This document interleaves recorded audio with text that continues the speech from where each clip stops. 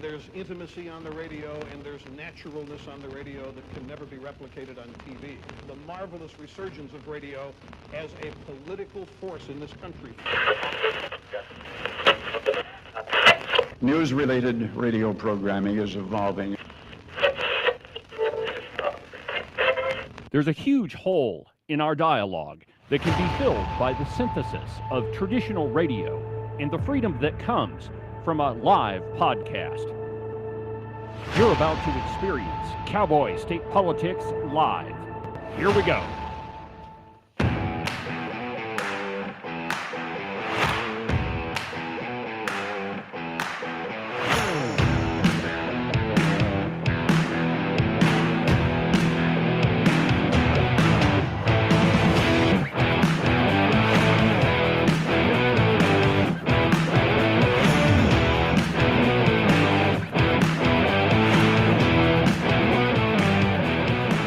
Good morning, my friends, and welcome to another incredible installment from very high above all the moronic, bombastic twits in the Wyoming mainstream media.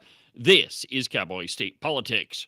I, of course, am your illustrious host, David Iverson, firmly ensconced behind the silver Cowboy State Politics microphone and broadcasting to you from the base of the Bighorns at the Cowboy State Politics Studio in Sheridan, Wyoming. Good morning, my friends, and welcome to the program. We're back in the incredible Cowboy State Politics Studio. Welcome back to the program, Agent 29. I'm glad to have you here. Finally, somebody else to push my buttons for me. Yeah, you're just tired of earning your living. That's true. It's true. No, in all seriousness, welcome back to the program, back from doing the people's work as you should. But, of course, my friends, it's too late. It's too late. It's there we Open go. Line Friday.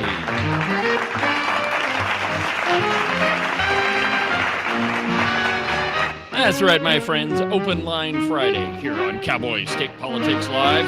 This is the day where we talk about whatever you want to talk about. You see, normally you have to talk about what's on my mind, and if you're not really on topic, I'm probably not going to answer the phone. But not today. Today, I put this program at incredible risk, and we just open up the phone lines, and whatever's on your mind, we will talk about it. The phone number in the studio is 307-374-8989. 307-374-8989. Go ahead and give me a call. We'll keep the phone lines open all program long. But we begin this morning with the Joint Appropriations Committee. Now, I make a lot of fun when Ken's gone. So he's off gallivanting around, screwing off, not paying attention to anything. But the truth is, Agent 29 was off at an Appropriations Committee meeting. And if you'll notice, there is not, I repeat, not a single article in anywhere in the mainstream media. And you would think that what happens in appropriations would be, kind of on the agenda for some of these news outfits. But nope, not a word, not one drip of news. So I'm curious. We get here, obviously an hour or so before broadcast time, and we sit here and we chat about what we're going to do. And you said we were going to start with the Clinton thing. I'm just wondering, why do we even have that discussion? I changed my mind. I mean, it's me exercising my prerogative. You were off screwing off somewhere, so yeah. I have to torture you a little bit. Well, now I get to torture you, I guess. That's what it's going to be. That's probably why the Wyoming media didn't write a single piece about what you guys talked about over 2 days. Yeah, and I don't know. I don't know that we necessarily needed the 2 days because a lot of us work together, but you want some public comment. Well, and that's the point. And we're trying to dig that up and have it happen. Well, during the interim, that's prime time for Wyoming citizens to talk to you guys. I mean, of course they can, you can drive to Cheyenne during the legislative session, but at best in committee meetings during the session, you'll get 30 minutes of public comment. Sometimes not even that. It's just so much stuff compressed into such a short amount of time. But during the interim, that's the reason why you rotate the location of the meetings is so that the public, on all parts of the state has a chance to talk to you guys. So not to bore everybody, but basically this interim appropriations has been working on three things. One of them is fire mitigation. What that comes down to is kind of twofold. What happens when you have a fire is a lot of times a volunteer fire department or a local district will run out there and get started on it. Sure. Those guys are volunteers. They have jobs. They have a life. And after about 1 day max, they're pretty well exhausted and they need to go on. back to work. Quite often that fire is not yet at the point where you can call in federal help or other teams. So we kind of have this soft spot in the middle. And the part for us that we're trying to figure out is how many more people do we hire to take over? You know, we've got different fire crews that are stationed around the state. How many people do we fire to take over this interim section and try to get a fire out before it becomes a multi-million-dollar problem? And, you know, where's that line? But you invest and you hire 4, 8, a dozen more people. They want 4 new crews plus, of course they plus enough administration and leadership to run 10 crews probably. So they're not going to get that. But this is often money that is well spent because we end up saving on the backside. And we've seen a few fires that have been a problem. The current one, the Red Canyon fire, probably is one Probably of those a pretty that good would example. qualify. Yeah, which, by the way, I drove by it 2 or 3 times over the last couple of weeks, and a lot of smoke, but nothing other than private ranches are in the line of fire. And it's not going toward Thermopolis; it's moving away.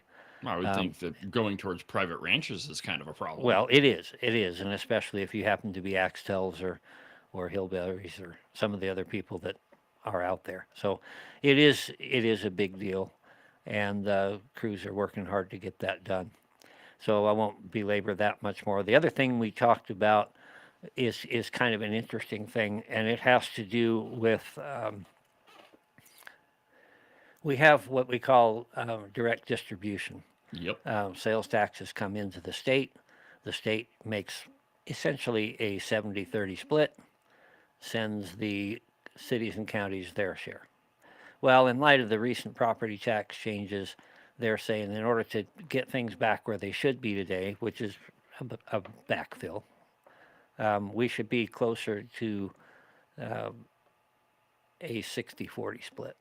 So they want to add about 8 points to their side. And that, in keeping with the idea that they have just had several really good years, high property taxes, they've also had a lot of ARPA funds and other federal monies that have been filtering in, has kind of distorted and changed it historically. So we're trying to look at that and say, what is the right number? We agree that this distribution should be bumped up. You know, if the state, which we did at the legislative level, if the state says we're going to cut property taxes, but the property taxes really don't affect the state, they affect cities and counties. The other side of that is that cities and counties are the ones closest to the people. You're the ones that you have the most influence with. So I think it makes sense to put the tax dollars there where the people can have a greater effect. But I see by the look in your eye that maybe you have another idea. Well, so I've always had a problem with the sales tax split between cities and counties. And if you are unaware, just kind of a high level view of how your city operates, is cities operate almost exclusively on sales taxes, which makes sense because the work that's done in your local community, well, you ought to be paid for that, right? So whatever service or product is sold in your community, it makes sense that those tax dollars come back to your city. And I have never quite understood why, given the economic conditions today, why the state takes such a large portion of sales taxes. I would think that, at best, the state should get a 50-50 split on it. Well, when you start looking at the breakdown of the sales taxes, a tremendous amount of them come off of, for example, oil field equipment or pipe and that sort of thing. And if you just let it go back to the area where it came from, you're going to have phenomenally wealthy counties like Campbell, and you're going to have others that can't fix their water system. Niobrara. Yeah. So there is some wisdom in that, and they came up with what's called the Madden formula.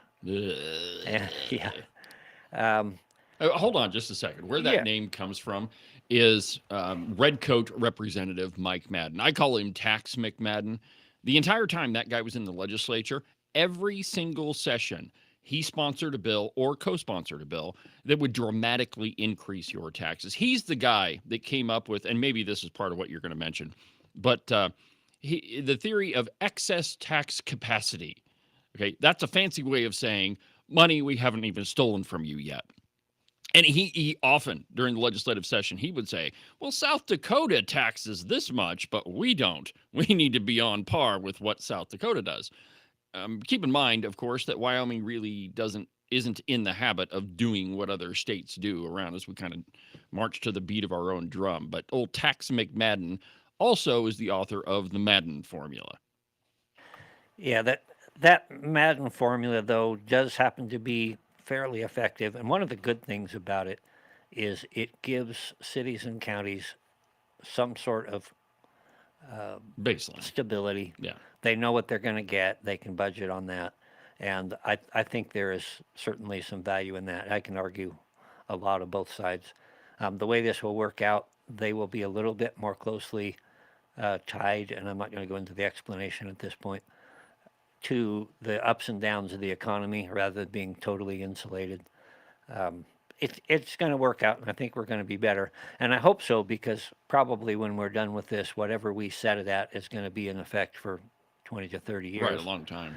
So we're really taking the time to try to do it the right way, to get as much input as we can, and to understand, I liken it to playing pickup sticks. You got a big pile of things laying against each other, and you think, well, it wouldn't hurt if I moved this one out. And what you didn't see was that it's leaning on this one, and so we're really trying to do this judiciously and prudently, and say we're going to have to find a way to cut back, because you'll see here in a little bit that not everybody, members of the Appropriations Committee are wearing red, and that is just to remind people that we are coming toward a fiscal cliff. What we are doing is not sustainable. We're going to have to find some cuts. We're going to have to find some ways to rein in some things, and it's going to hurt. But it's going to have to be done. And here's the whole point. And you mentioned this earlier, that we've gone through several years where property taxes have been exponentially higher than they were even 5 years ago. And, the last couple of legislative sessions, not this one, but the two previous, the state of Wyoming was putting hundreds of millions of dollars in the bank account. Well, quite frankly, my friends, if after all of your taxing and all of that is done, that you've got extra tax dollars left, it means you're taxing too much, that people are paying way too much, and that, frankly, government doesn't need it. And I would make an argument that government itself doesn't need anything. It's individual citizens that do. And the best way to help them is to leave money in their pocket and not give it to the government. And so to put it in kind of like everyday parlance, the state has been living high off the hog while we've been getting bacon fat, which, I'll agree. I like bacon fat too, but it's not very filling. And the state of Wyoming has been, I don't think it's too far out of bounds to say that the state of Wyoming has been raping Wyoming citizens for the last 10, 15, 20 years. Well, we've got approaching $31 billion in the bank. I think that's plenty. I'm going, in fact, to tell our viewers, I will be gone most of next week. I have a Screwing convention. around. Yeah. I have a convention with the state treasurer, and I anticipate that a large part of what he's going to try to do is to sell us on his generational plan. Basically, he wants to take $100 million a year and put it into an investment policy that allows him to be able to turn that into billions. I've looked through the state constitution. I can't find any place where it's the responsibility of the state to amass billions of dollars. No, it's not in there. And as you just alluded to, I feel the same way. If we have that leftover money that we can go play those games, let's just leave it where it should have been in the first place. Yeah, government, and this is a key point of conservatism that, I talked about on the podcast this week, and a key point is that government only needs so much as to provide those essential services, and let's not play games with that word essential. Those essential services are the ones that are enumerated in the Constitution. The really basic things, right? Government is not supposed to be big.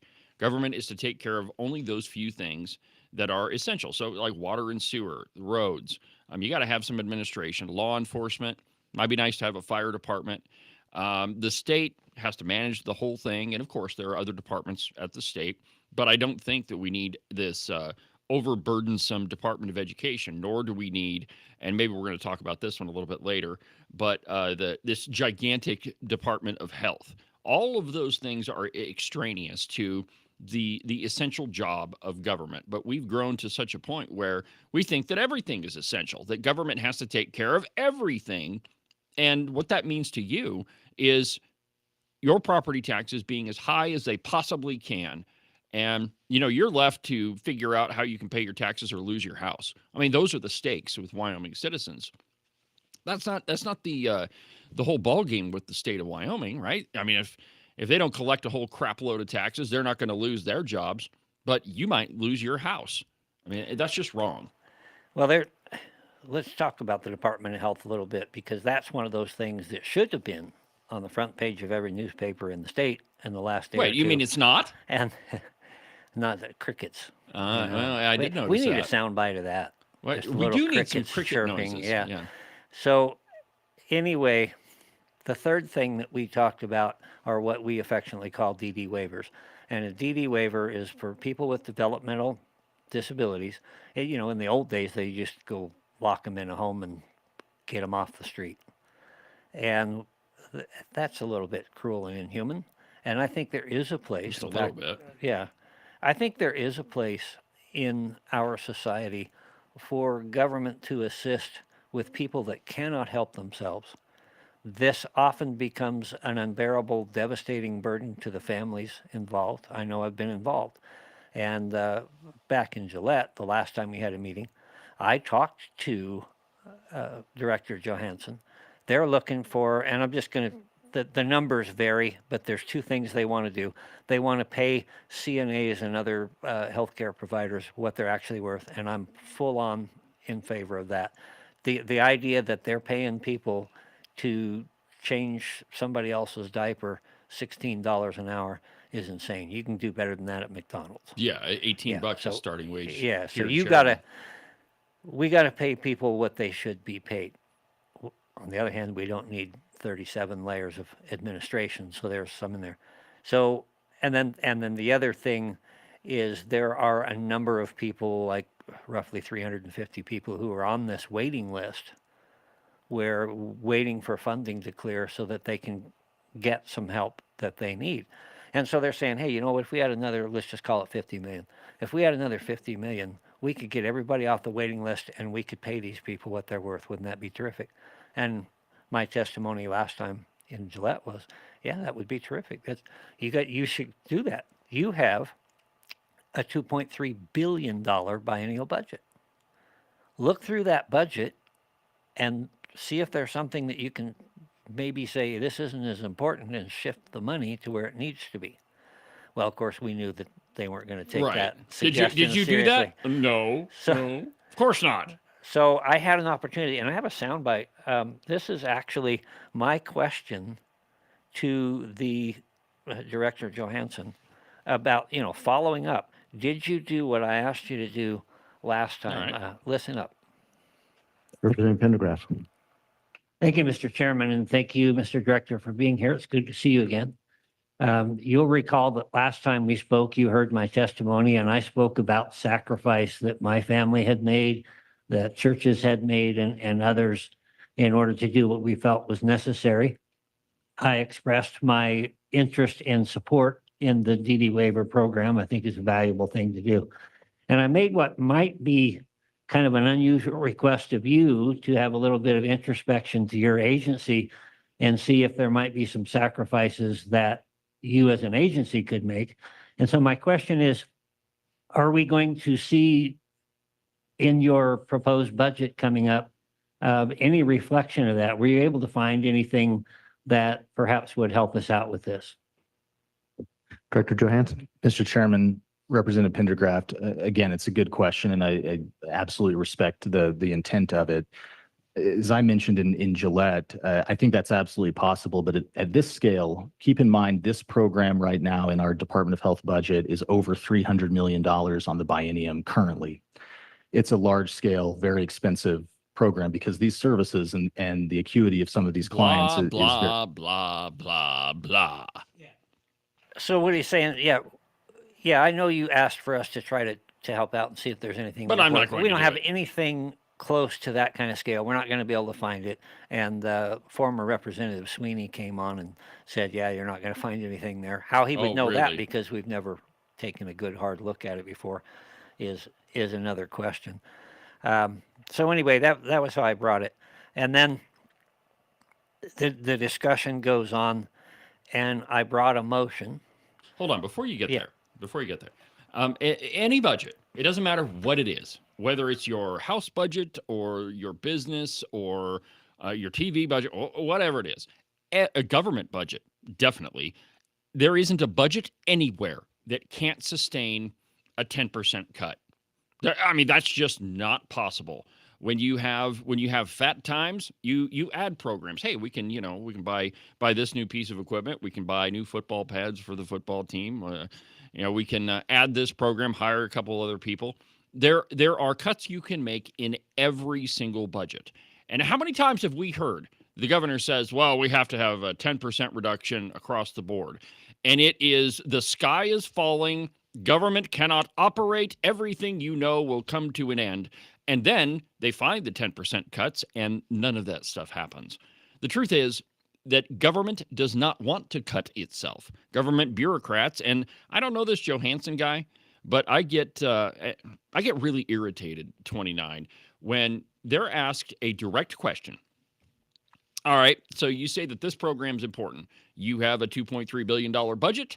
I would say you should probably prioritize some things. Can you do that? Oh, yeah, I'm sure we can. And then a month or two goes by, and did you do what I asked? Well, of course not. Our operation is way too big. There's no way that we could possibly find anywhere where we could cut anything.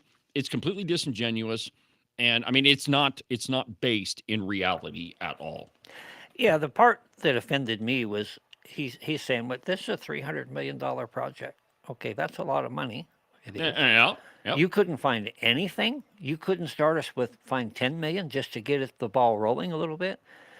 Any budget not only can take a little bit of a hit, but also needs to be looked at on occasion. My household budget, I have to look at it on occasion and realize I've got subscriptions to stuff that I don't pay any attention to. Yeah, maybe totally I need to delete that. Yeah, and so we've already talked many times about we don't do audits.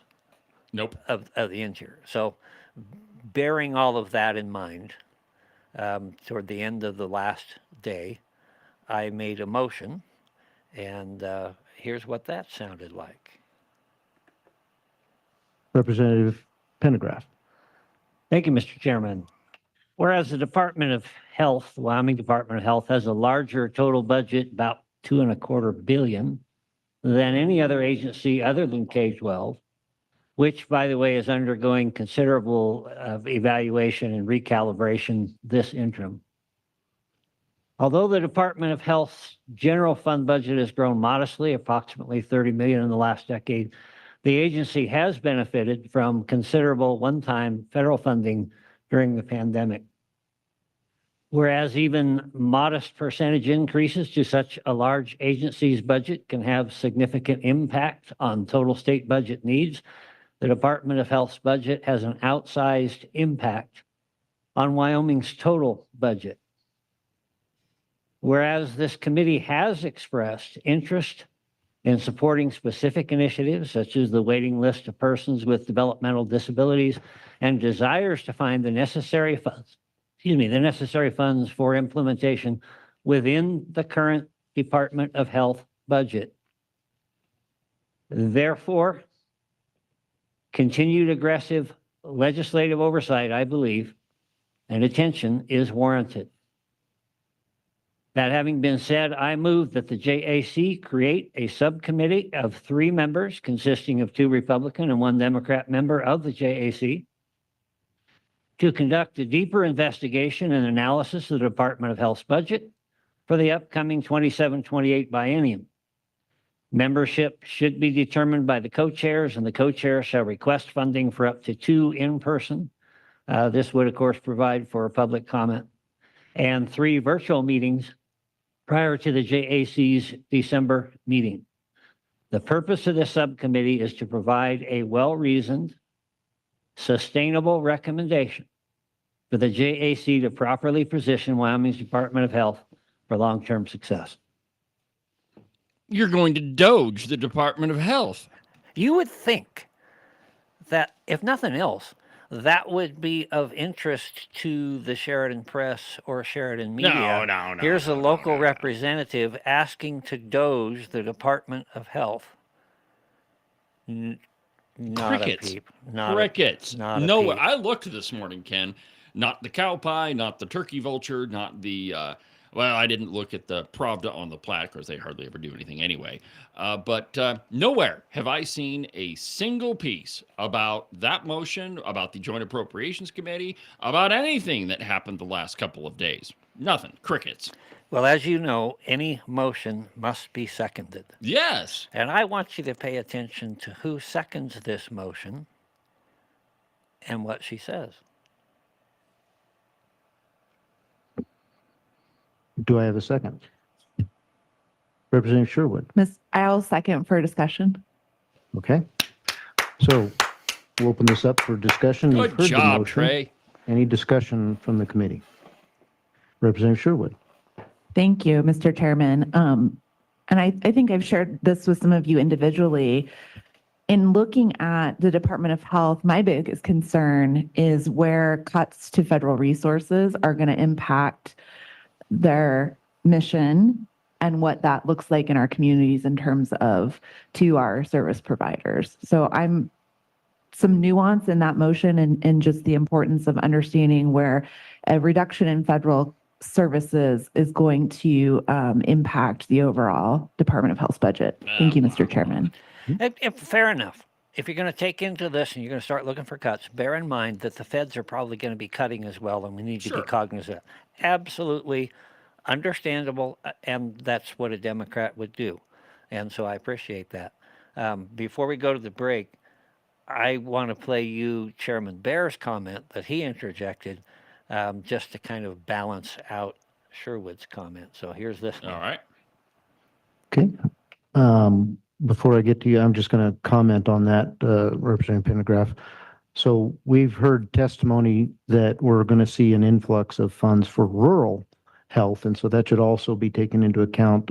Federal funding increases, and so that's why I think it's a good idea that we have this motion on the table for a subcommittee to do a deep dive. We did hear testimony from the agency that they're in the midst of working on their budget, so I hope that we can get the agency to be involved with this subcommittee should the co-chair and I get approval for funding for the subcommittee. So, all right. So that's where we're at. Now, when we come back, well, first, I guess we're going to take a quick break, get a word in from our sponsors, and then when we come back, we're going to talk a little bit about the votes on this one.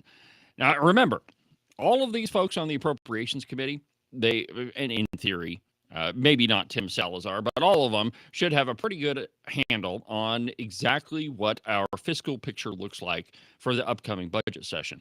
But the truth is, some of them are kind of out to lunch, and, at the very least, you've got Trey Sherwood, a Democrat, seconding the motion.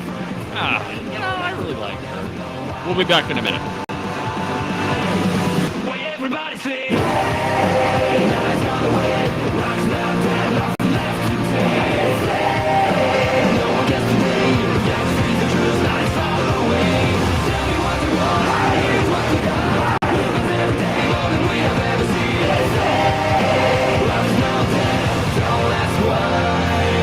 It's spring-ish in Wyoming. Well, what that means for the uninitiated is that it's going to be 70 degrees one day and then snow 1.5 feet the next. And really, if you don't like those two options, just wait a little bit. The weather will change. I know, it sounds a little stressful, but really you should put your mind at ease and buy a pair of socks from the Buffalo Wool Company. They'll keep you warm and dry even on the nastiest, coldest spring-ish day, and they'll keep you cool and dry even when it's 75 and sunny. To get you a pair, go to their website, thebuffalowoolco.com. Trust me, you're not going to be disappointed. Are you one of those guys that listened to the president just a little bit too closely and now you're tired of winning?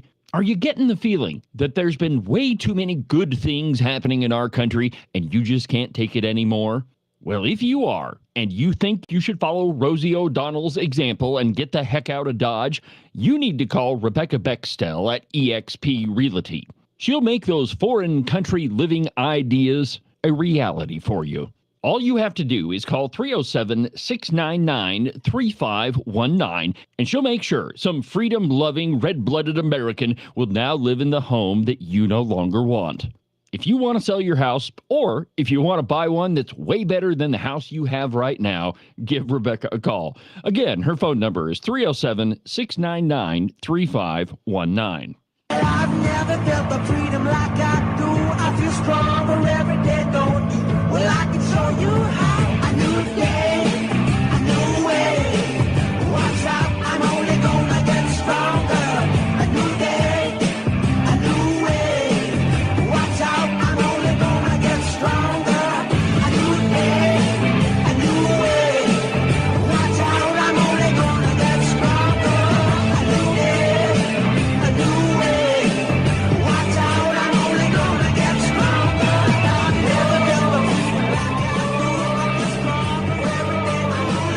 get stronger. Cowboy State Politics is only going to get stronger. This program is expanding at a rate that, frankly, it's really hard to come up with.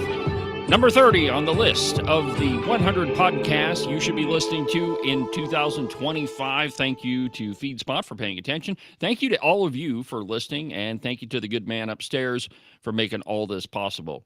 One more little plug for one of our sponsors at Cowboy State Politics, Morton Buildings. They're having an open house on September 3rd in Sheridan, and it's at 448 Big Goose Road. It's going to start at 4 o'clock and go all the way till 8 o'clock. And then on the 17th over in Lander, they're going to be holding another open house, and that one's at 5317 Highway 28. So stop by, hang out with the guys at Morton Buildings. They usually put on a pretty good shindig. And when you go, make sure you tell Mimi, that's her name, tell Mimi that David Iverson sent you. Do me a favor, go to the open house, hang out with Nick and Jesse and all the fellas, and tell them that the way you heard about this was on Cowboy State Politics. So before the break, we were talking about the Department of Health budget and, the Joint Appropriations Committee in general.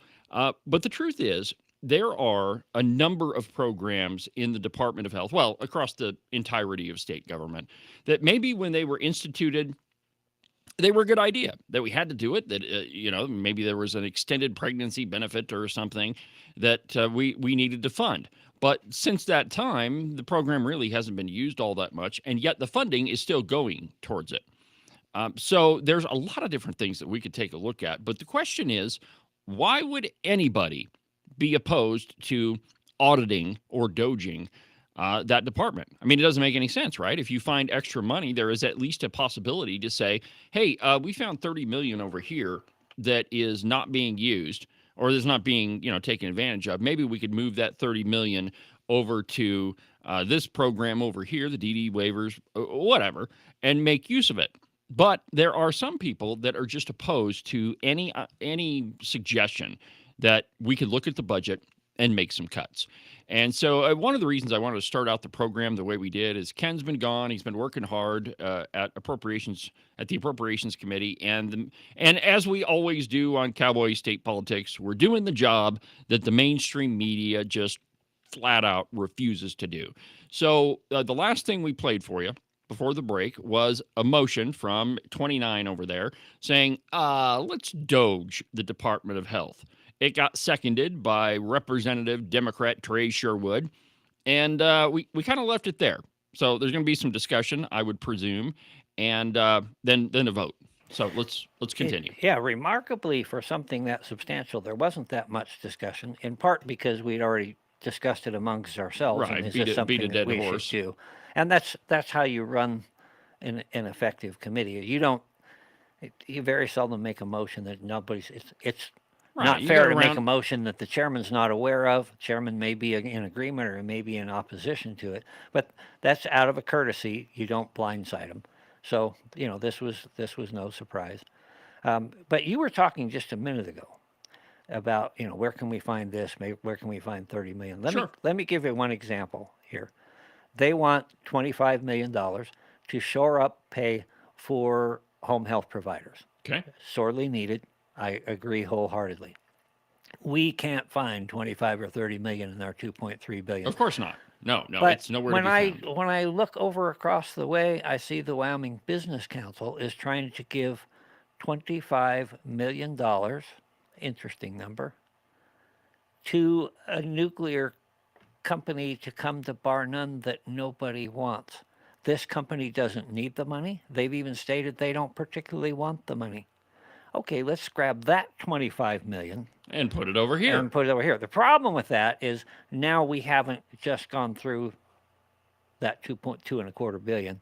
We need to go through that and make sure that anything in their house that needs to be swept up and put away can be put away. Obviously, that's kind of a no-brainer. Well, you would think so, but I mean, this is we're not speaking the language of government here, Ken. I mean, when you're a bureaucrat and it gets worse the longer you're in government. But you look at the funding that comes to whatever department you're in, and then eventually, and it usually happens pretty quick, that funding becomes mandatory. That it's absolutely essential, that we cannot do without it. And the mere suggestion that perhaps we could pare down whatever department it is, well, that's a completely foreign idea, because I mean, you're part of what you do is justify your own existence. And if you're not showing the Appropriations Committee or the legislature in total that your department and all these positions are absolutely necessary, well, then they're probably going to get cut. And of course, we can't cut jobs. These are essential services. And so the problem just keeps mounting. And then what'll happen? It's the budget session, so mark my words, you'll see this. Hey, there's this situation over here that we really have to fund. And we have to add a couple of employees to do it, and we're going to add that to the Department of Health. So the problem it compounds. So not only are you funding a behemoth of a program that probably has some programs that you don't need or aren't really effective, and then we add more on top of it, and we just keep adding and adding and adding, and never do we look at it and say, well, maybe this program over here we could do without, and we could fund what you want over here. But we don't do that. Yeah, and the longer something is there, it becomes an entitlement, and it just becomes expected. That's what government does. And so, we've got to take a look at that. But the problem is, and I made a comment to that effect that I'll play here in just a second, at some point the money runs out. Yeah. And that's where we're at. We're approaching a fiscal cliff. If the Craig reports are accurate, and I believe that they are, they have a remarkable track record of being pretty accurate. In about 4 or 5 years, we're going over a fiscal cliff with the spending that we're doing, and that's why you'll see the red colors there, and I know how much you appreciate red coats.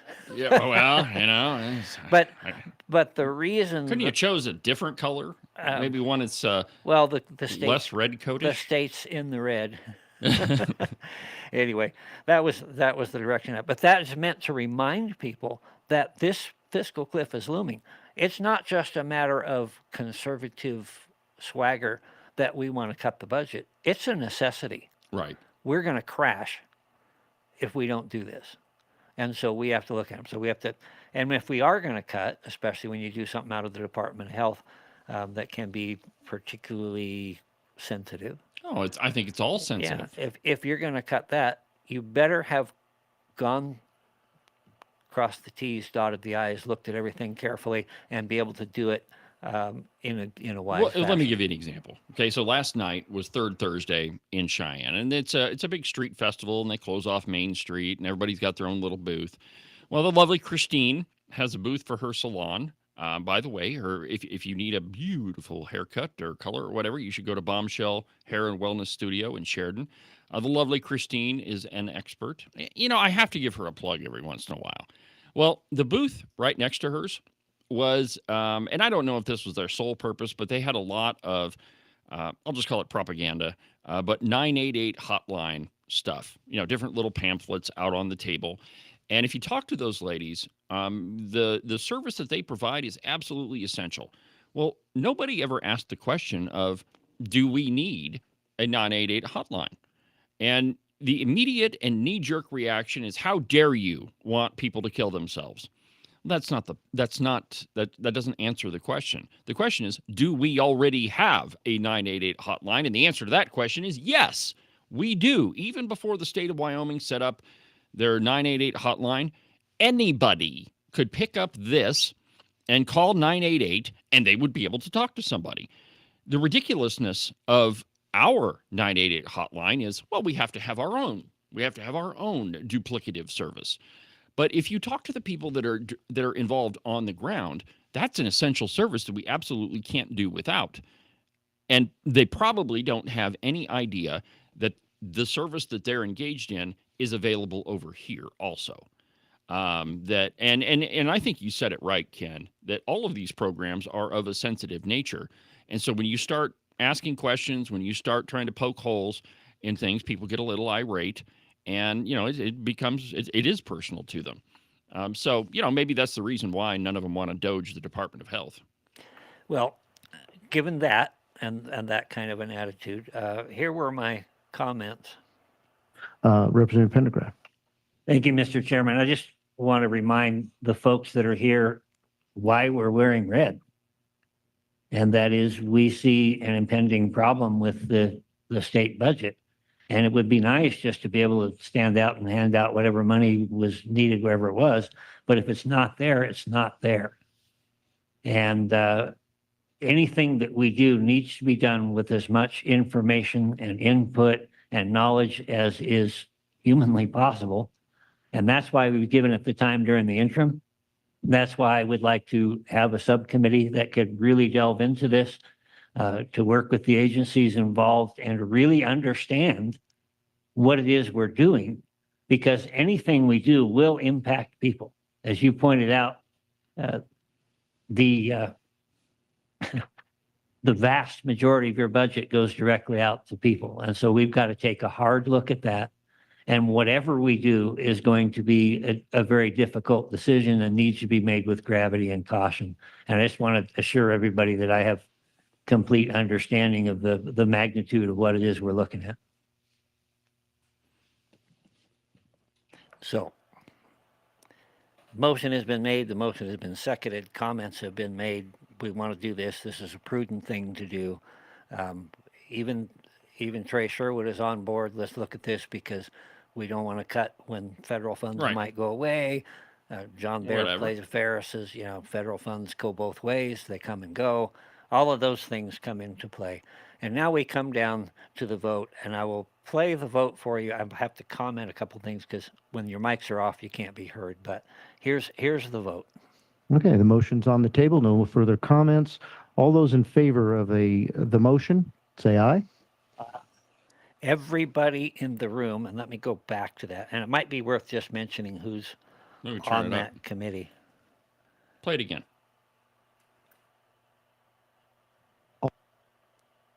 Maybe. Okay, the motion's on the table. No further comments.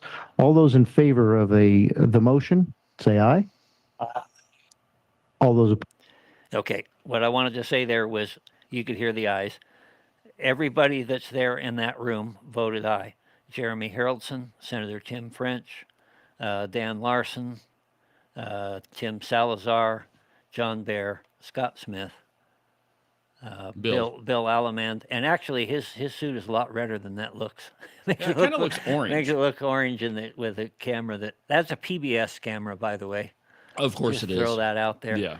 Abby Angelos, myself, and Trey Sherwood all voted aye. Now there were two members of the committee who had joined us that day that were joining us remotely. Okay, let's just put our cards on the table. The meeting was not important enough for them to attend in person, and so they decided to attend via their living room or whatever it is. And there was some discussion at their attire. If you attend one of these meetings, even if you can't be there in person and you attend, you're supposed to come in a coat and tie. That didn't happen, and to their credit, both of the individuals, Senator Guru and Senator Augie, did send a written apology for their attire and for their stuff. They both made excuses, but Of course they did. Anyway. But at this point, though, Senator Driscoll had already signed off. He was done. He just Not important got enough up for and him left. to hang out. Not No. important enough to stick around. So that left Senator Giroux was the only one still there. Yeah, you're probably tired of looking at that. I know I am. Yeah. Anyway, so well, we'll let the sound speak for itself. Opposed? And I didn't see your lips moving there, Senator Gru. Or can you just tell me your position on this? I'm sorry, Mr. Chairman. I'm a no. Thank you. Okay, why? What possible reason would you have for not? We're talking about being forced to make cuts. What possible reason would you have for not even looking at Well, the he's a largest Democrat, at Ken. the largest budget? Them in education. Education is getting a thorough examination by going through the recalibration process. And so the elephant in the room, of course, is Department of Health, and therefore we need to take a look at that too. Because if you're going to do anything serious to the budget, it's going to involve one of those two. Well, the problem here is that you're dealing with sacred cows. And, who knows what programs in the Department of Health that Kangaroo Mike Giroux authored himself. And a lot of these things end up being, like I said, they're the sacred cows. And Kangaroo Mike Giroux is a Democrat. And I mean, as Mike Yin once told me, David, I'm a Democrat. I love to spend money. I mean, and that might be it may be no more complicated than that. But the truth is, there is no logical reason why you wouldn't want to take a hard look at one of the largest or the largest budget in the entire state of Wyoming and say, maybe we can find some places where we're wasting money within $2.3 billion. And it's just incredible that some of these folks, Kangaroo Mike Giroux, old Ogden Driscoll, old Augie, that he couldn't even stick around to do his job in the committee meeting. But anyway, I mean, Ken, it is hypocrisy of the highest order, and we shouldn't expect anything more from Mike Giroux. Well, it is what it is. Yeah. And the more that these people are exposed for who they are, in my view, irrationally opposed to taking an honest look at what we're doing. And they want to go around and talk about how the Freedom Caucus, how conservatives are just a bunch of knee-jerk puppets. Yes, you guys don't do anything good. Yeah. And it comes down to the point, and you see it on the national deal, anything that Trump suggests is automatically, you got to resist it. He could say, well, no, I mean, you bring up a good point. I had a meeting with Cynthia Lummis's campaign manager earlier this week. I don't remember. I think it was Tuesday. And one of the points he made is that it doesn't matter what the policy is or what the nominee is, the Democrats and the liberal Republicans, the redcoats, they're going to oppose it. And it doesn't matter how much sense it makes. It doesn't matter if it's the right or the wrong thing to do. They're just opposed to it simply because it has Trump's name attached to it. And the example that he used was you've got people that are nominated to be ambassadors to, X, Y, or Z country. And they've been ambassadors to 5 or 6 different countries. So there's no reason why they shouldn't be an ambassador now. It's just because Trump nominated them, the Democrats are resisting. And he said, frankly, it's kind of amazing that the Senate has been in session more this session than they have, and I think he said in the last 5 years combined, which I find that kind of hard to believe. So maybe it was just the last 5 years. But I mean, that's exactly what it is. It is just opposition and obstruction to everything that is conservative. And speaking of opposition and obstruction, the quote-unquote press in Wyoming Here we came out, we said very clearly, we want to doge the Department of Health. Ought to be front page news man. Everywhere. Crickets. Not as, and you know, I have found that there are two conclusions you can draw here, or there's two reactions rather from the mainstream media. Either A, they absolutely ignore whatever is going on, which tells me that I've hit the nail on the head. Probably hit it with a giant framing hammer. And they don't want to draw any more attention to it than is absolutely necessary, so they don't report on it. Or B, they hit it with every newspaper, every news source they can think of, and try to explain how evil you guys are for doing it. That also tells you that you've pulled out the 5-pound sledge and hit the nail on the head. But this is the former. That it's just crickets. They're not going to report on it because they know that there are things in the budget that we are absolutely wasting money on. I think if you tried to hold their feet to the fire, that they would say the reason is that management council has not yet approved this subcommittee or agreed to fund it, and so it's still kind of in the hypothetical. And they could fall back on that, but that too is kind of flimsy. Yeah, that would be really flimsy. You know, the episode I did on Wednesday about Eric Barlow, I had to go back to his voting history. I went all the way back to 2015, which included the COVID special session. And so I ended up looking at, the votes with the special session. And there were so many articles. Well, it looks like the special session may happen. Oh, they're voting on the special session. Oh, they've voted, but it has to have another vote. And I mean, it was all the way up. So this whole, we don't want to come out of the gate too fast. That's I think that's a load of hooey, but I mean, it's what the mainstream media does. And in this case, they're ignoring all of the good things that came out of appropriations. Whether you agree with them or not, it's something we got to take a look at. We're going to take a break, and when we come back, we're going to move on. We're going to talk about the IRS, what we said we were going to start with, but we'll do that in just a second.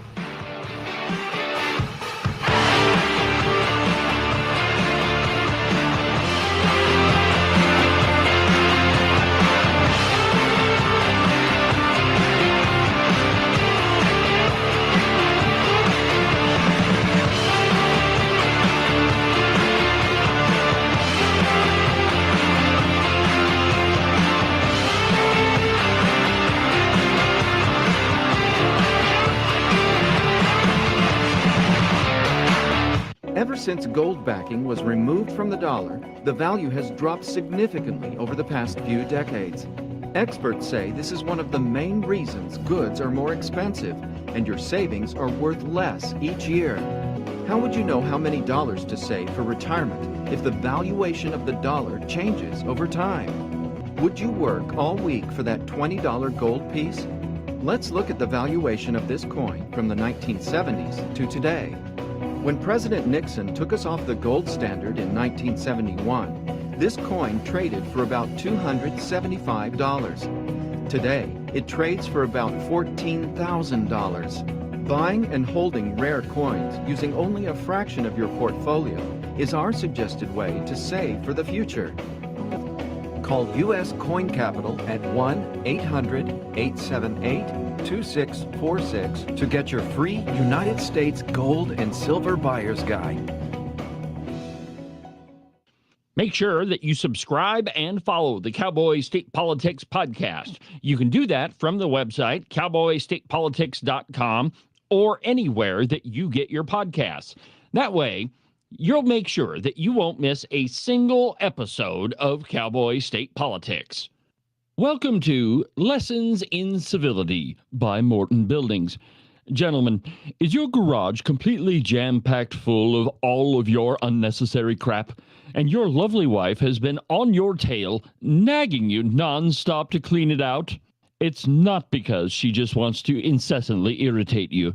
Chivalry dictates that you should clear out a space so she can park her car inside and you don't end up sleeping on the couch anymore. To do that, contact Nick and Jesse at Morton Buildings. Their phone number is 307-674-2532.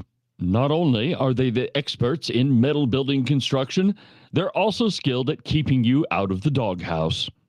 One more time. Their phone number is 307-674-2532, or you can check them out at their website, mortonbuildings.com. This has been Lessons in Civility from Morton Buildings.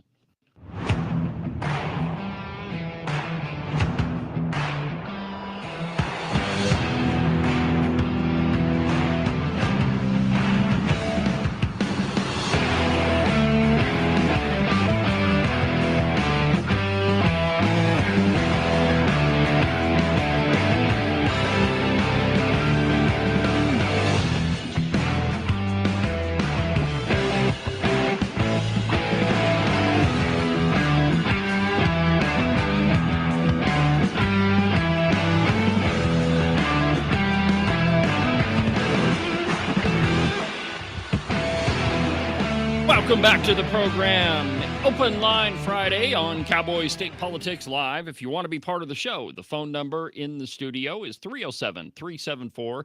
307-374-8989. Phone lines are open. If there's something you want to talk about, go ahead and give me a call. It's different than the rest of the week. I mean, normally, you kind of have to be on topic. I don't really like rehashing old stuff, which sometimes happens when you take calls. But on Friday, we're just going to talk about whatever you want to. So if you feel so inclined to call in, go ahead and do that. The phone number in the studio is 307-374-8989. Do you remember the Clinton Global Initiative? Remember those times? Yeah, we were saving Haiti, and it was great, and the Clintons were raking in billions of dollars. You remember that? Well, the IRS began a criminal probe into the Clinton Foundation in 2019, and then all of a sudden it stopped, and it could be because the people running the probe didn't want to end up in concrete galoshes. Thank you for that one, Agent 29. That was pretty good. But from justthenews.com, and I quote, years after the FBI was forced to shut down multiple corruption probes into Bill and Hillary Clinton's charity, the IRS under President Donald Trump began a criminal tax investigation into the Clinton Foundation and its dealings with other players on the global charity stage, but then abruptly stopped working with whistleblowers in the spring of 2019, according to IRS memos and internal emails. Now think about this. Trump is still the president, right? It's the spring of 2019. The 2020 election hadn't happened yet, and so the boss is still in the Oval Office, and yet the IRS inexplicably stopped investigating the Clintons. Can't talk about the CF, a memo states in recounting how IRS agents suddenly cut off contact with two whistleblowers they had been working with for weeks. One of the whistleblowers was a decorated former federal money laundering analyst who had testified before Congress about issues like terrorism financing. The documents were released under the Freedom of Information Act, and they add a new body of evidence about the federal government's concerns about the former First Lady's famous global charity, as well as a persistent narrative of federal agents being thwarted in their pursuit of investigations tied to major Democrat Party figures. John Moynihan, a retired DEA financial crimes analyst, and Larry Doyle, a corporate tax compliance expert, had spent years researching the Clinton Foundation, and they were testifying to Congress about it and providing the IRS with evidence of alleged financial wrongdoing by the Clinton Foundation. Moynihan and Doyle are currently pursuing two separate whistleblower cases involving the Clinton Foundation in U.S. tax court, one of which is tentatively slated for trial on December 1st. Now, the memos the duo submitted were multiple IRS Form 211s, applications for award of original information, which could be given them a financial reward if taxpayer funds were received as a result of what they had unearthed and shared with the IRS about the Clinton Foundation. A Just the News review of related notes and internal IRS memos shows several meetings between whistleblowers and the IRS between January and April of 2019. The IRS appears to have moved from a serious initial interest in pursuing the Clinton Foundation's potential wrongdoing to just literally slamming on the brakes, allegedly claiming that such an inquiry couldn't and wouldn't be launched after all. All investigative activity had petered out by July of 2019. Now, the question is why? And I think that there is plenty of evidence to suggest that perhaps, just maybe, they didn't want to be killed.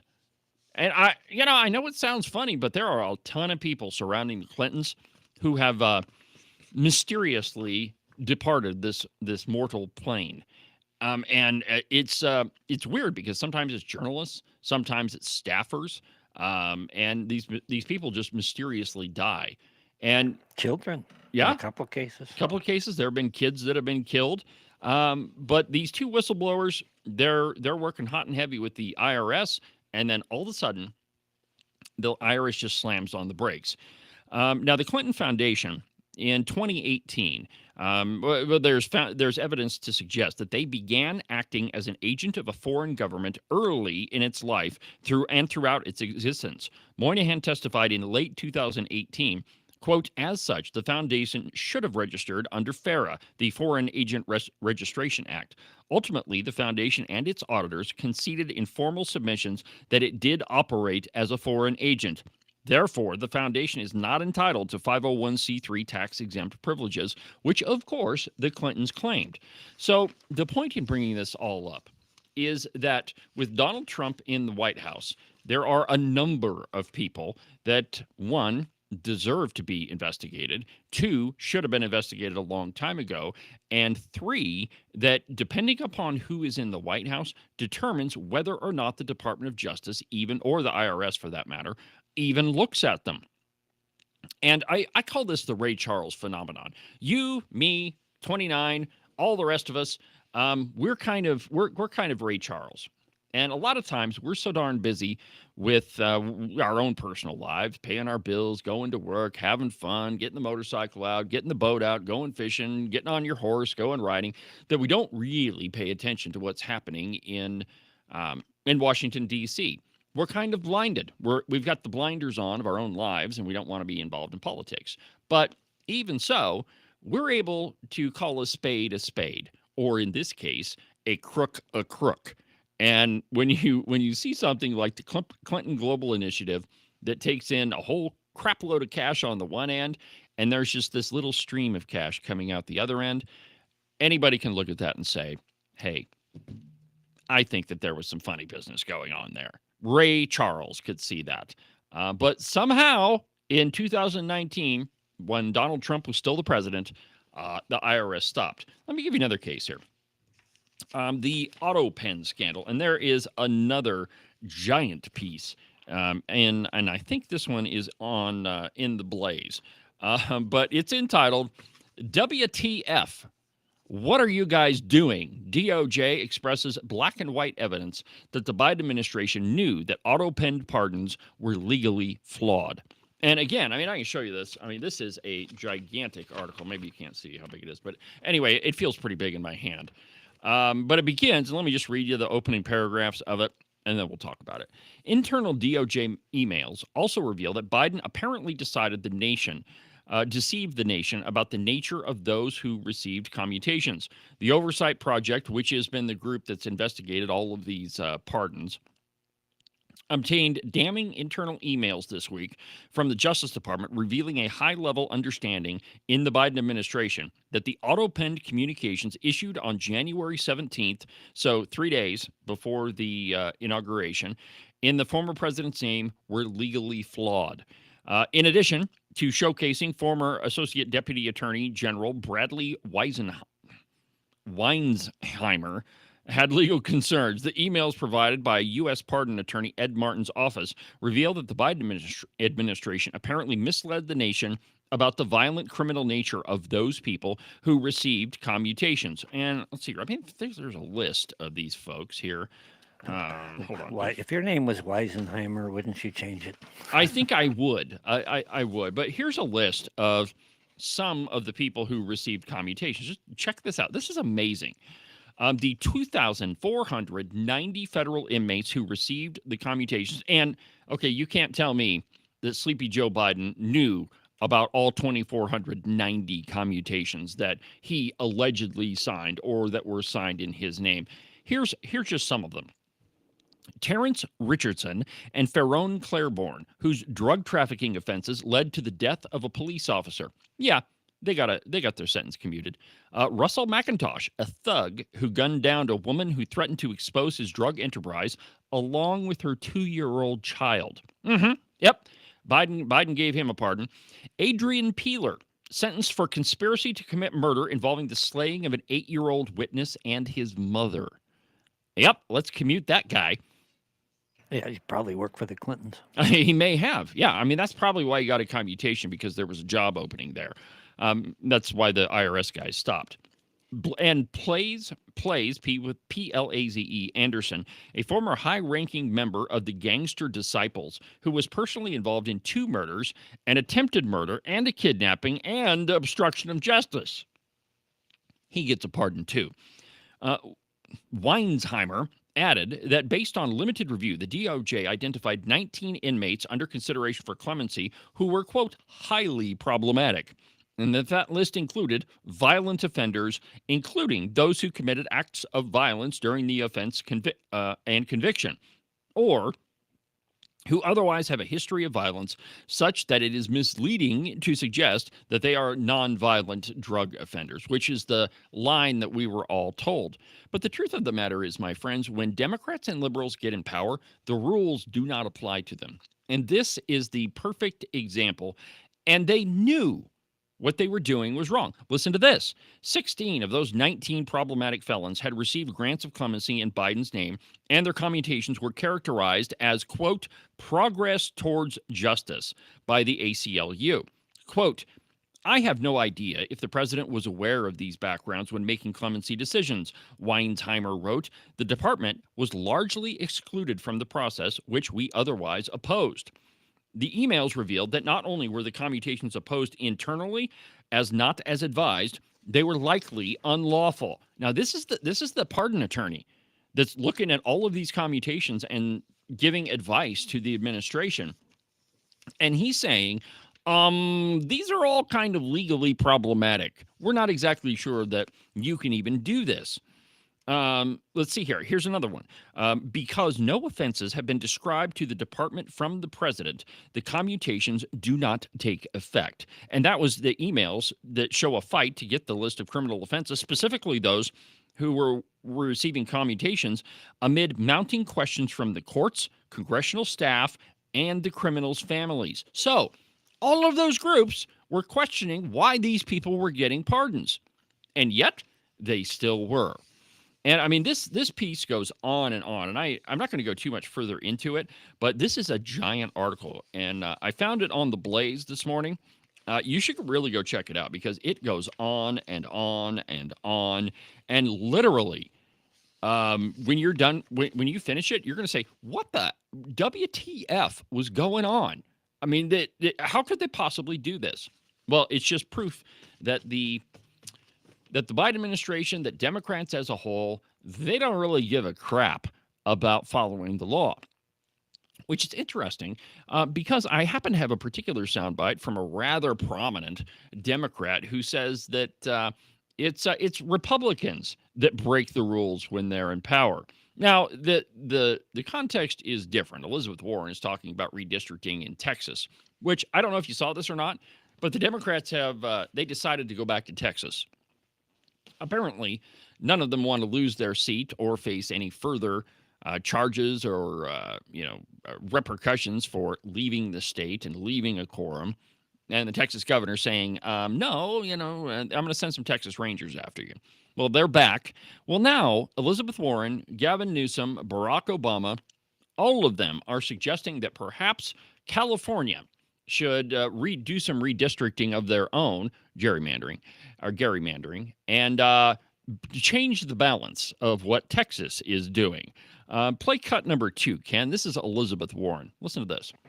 Yeah, well, that's the real point here, isn't it, Chris? We can't live in a world anymore where we pretend that everybody's playing by the same set of rules. No, we when can't. It's very clear that the Republicans, who are not supported by the majority of people in this country, that those Republicans are determined to rig every rule they can, to break laws, to ignore laws, in order to be able to seize power and to hang on to it. As Democrats, we have a responsibility. All right. That's enough of her. It's the Republicans, Ken. She lives in her own world. And I want to say that, Wyoming's not immune to this. Yes, it's a little thing. But we have rules of decorum in the House, in the Senate, for how you present yourself at a public meeting. Yes. You wear a coat and a tie. And no jeans. No jeans either. Yeah. Unless you happen to be Ogden Driscoll or Mike Giroux, and then when you do show up, you just present yourself wearing whatever. Sounds like a nitpicky thing. I'll bring one up. All right. Sounds like a nitpicky thing, but can you imagine the uproar? I would have made the paper if I'd have shown up dressed as they were. Well, Ken, the rules are different for conservatives than they are for the liberal redcoats, and it always has been that way. And I think that the 29 is right on. That had he shown up in whatever it was that Augie and Kangaroo Mike Giroux were wearing, he would have been on the front page, and there would have been an uproar in the appropriations meeting, and it would have been the evil Freedom Caucus can't even get dressed and go to work. That would have been the headline. But instead, no headlines at all. But I mean, it is rules for thee, not for me, and we'll do whatever the heck we want whenever we want it. And it doesn't really matter what the rules are. And I mean, it is, and I think an important point here is that this is the sort of thing that doesn't just happen in other places. In Wyoming, we change the rules all the time. I mean, as I mentioned on the podcast, talking about Eric Barlow, when you have a 10-year legislative career or over 10 years, there is a ton of material to go after. And there are several examples of Eric Barlow, when he was Speaker of the House, changing the rules to benefit the redcoats, and just doing it, kind of willy-nilly. Did you find a picture of Kangaroo Mike Giroux or Augie? Ah, there we go. Yeah, see, no coat there. Yeah, it seems a little nitpicky. Okay, he does have, looks like a bolo tie. But you can't do that. No. And I'll while you're chatting, I'll see if I can find one of Ogden just to be fair. Well, and why do those rules exist? Well, I mean, there's a couple of different reasons, but decorum, I mean, the whole point of it is to keep everybody calm and allow debate to happen. And one of the ways that you do that is that you have to, have rules about how you dress. I know it sounds weird, but one of the reasons for that is you have respect for the building that you're in, respect for the office that you hold, and respect for your constituents, that you actually get dressed and go to work. I often make the comment that the House of Representatives, or the Senate for that matter, they could pass a rule that everybody had to wear pink shoes. And then, well, those are the rules of decorum. So everybody would have to wear pink shoes. One of the rules on the floor, at least in the House, I'm sure it's the same way in the Senate, is you can't wear jeans. No jeans whatsoever. Not even if they are brand new black jeans. That is not appropriate. You have to wear dress slacks. You have to wear a tie, whether it's a bolo tie or a necktie, and you have to wear a coat. And you can't wear a hat in the chamber. And even when Agent 29 took me on a little tour down on the floor, I had my hat on, and before we even walked on the floor, he said, you got to take off your hat. And I mean, that's just the rules of decorum. But again, those rules, they only apply to conservatives, and very rarely do they ever apply to the redcoats. And even if they do, well, I kind of brush that under the carpet. But at least in this case, perhaps to their credit, perhaps it's just them trying to cover for themselves. But old Augie and Mike Giroux did send an apology to the chairman of the committee, apologizing for their dress. So I had a little trouble going back and finding one of Ogden. When you're sitting there, they have it like a Zoom. Right, a big screen or whatever. Yeah, so you could kind of see everybody that's there. But Ogden very seldom said anything. He was mostly just there flirting, so I won't do that. But I did happen to bump across this one. This one is of our dear friend, former Representative Mr. Sweeney, and he knows the rules too. Ah, it's old Sweeney, and without a tie. Now, why would he do that? You see, the rules apply to you if you're a conservative. They do not apply to the redcoats. All right, well, let's move on. Something that I know you're all very excited to talk about, that you have been waiting to see, that you just haven't been able to contain yourself. The Obama Library. From the New York Post, an article entitled "Chicago Residents Blast Monstrosity That Obama Presidential Center as Displacement Fears Grow." Now, first, before we get this discussion going, let me just show you what the Obama Library is shaping up to look like. There it is. Oh, look at that. Isn't that amazing? Isn't it just a structure so dignified that it is the office of the presidency? You know what it reminds me of is something from 1984. It does. How appropriate. Yeah, the Office of Information or something right, along those lines. Right, the Ministry of Love. Here's another one. This is kind of an artist's conception of what the thing would look like. Why would you even approve this thing? I mean, if you're Barack Obama, you're a two-term former president, why does this in any way look attractive? I mean, who wants to go there? Which is I don't know. I think there is a particular sculpture here in Sheridan that is even worse. You had to bring it up, didn't you? You just had to do that. I was having such a good program before you brought that pile of crap up. I mean, and frankly, at Third Thursday last night, there were lots of people that stopped by the booth, and I was there assisting the lovely Christine. By that I mean I was doing my own thing, walking around, listening to the music, and not really working at all. But there were several people that walked by, kind of with this little devilish grin, and it's so, David, what do you think about that sculpture down there? And I would immediately blow my stack, and I told a couple of people, I think what may enhance that sculpture, and I'm talking about the pile of bumpers that's down here on the corner, the thing I have to pass every day coming to the studio. But I did suggest to a couple of people that what might increase its appeal. I mean, art is supposed to be open to everybody, to be accessible to all strata of our culture. But what might make that one look a little bit better is a whole bunch of bumper stickers. Maybe a coexist bumper sticker, if we can find a Joe Biden, Kamala Harris bumper sticker on it, maybe a John Kerry bumper sticker. That might make it nostalgic, but I think it would certainly enhance the appeal of that pile of crap. If that thing were in your front yard, the city would fine you because you would have trash in your front yard. But yet we have to pay for it and put it on the corner. I mean, just absolutely ridiculous. If there's ever any question in my ability as a button pusher, we've just settled it. We just settled that. All right, back to the New York Post. So the construction of former President Barack Obama's library and museum in Chicago has triggered backlash from local residents and community leaders who fear that and listen to how much this thing costs. $850 million. I don't know. And I've often wondered how you could spend so much money on a building, but I guess it takes extra to make it ugly and to make it really look like it's out of George Orwell's nightmare. But the presidential library is set to open in April in Jackson Park on the city's south side near the University of Chicago, where the future 44th president taught law before entering politics. I don't think that he really taught law all that often, or that what he taught could actually be referred to as law. But far from feeling pride in the neighborhood's favorite son, locals are blasting the project, even calling it an eyesore. Now, again, I don't know. Maybe that appeals to some people, but it seems pretty eyesore-ish to me.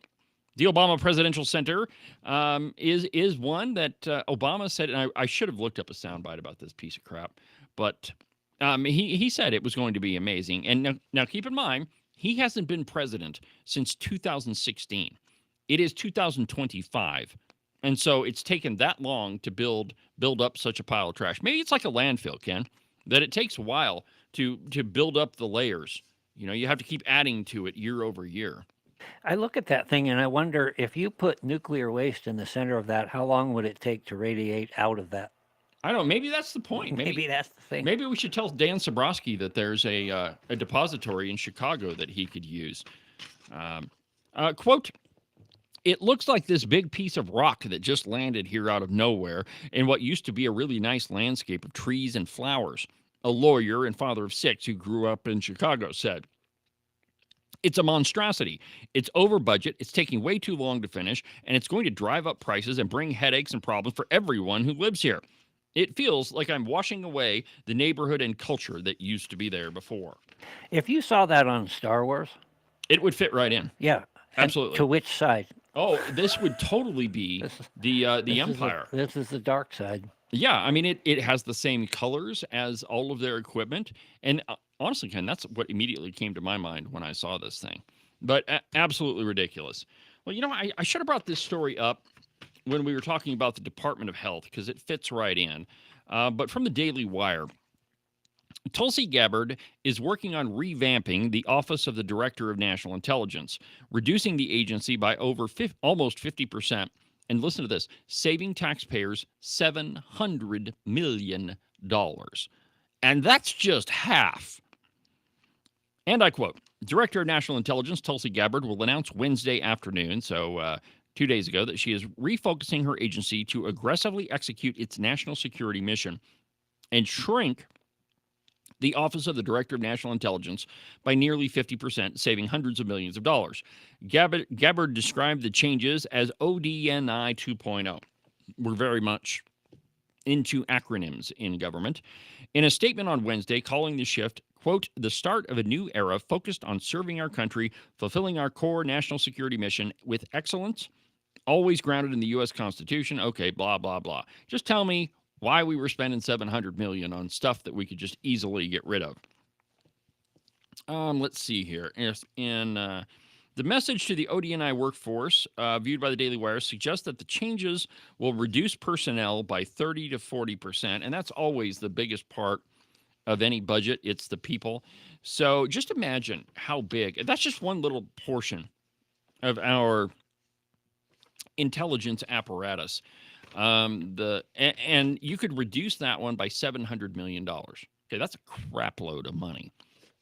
How big, then, do you think the entire intelligence apparatus in the U.S. government is? If that's just one little small portion of it, how much do you think we spend globally in that whole, and I don't mean, around the globe, I mean across the whole of that apparatus. I mean, it has got to be an absolute crap load. Well, we're a little bit early on taking a break, but let's go ahead and take our final break. And when we come back, Donald Trump has been cleaning up Washington, D.C., and he's having fantastic results, even focusing on the parks. So let's go ahead and go to the break. And when we come back, we'll talk about Donald Trump's expertise when it comes to grass. Not even kidding. It's hilarious. Back in a minute.